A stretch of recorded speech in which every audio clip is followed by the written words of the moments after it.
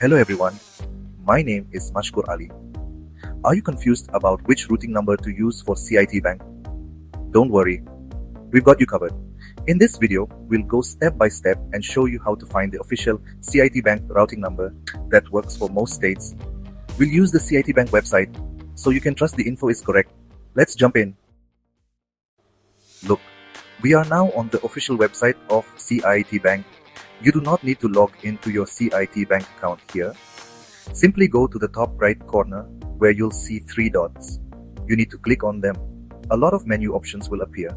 Scroll down and you will see Contact Us button under the Resources section. Click on that. On this page, you'll find several ways to get in touch with CIT Bank customer support. Scroll further down and you will see the CIT Bank routing number. This is the official routing number of CIT Bank and it works for every state. So this is how you can easily find the CIT Bank routing number by just following a few simple steps.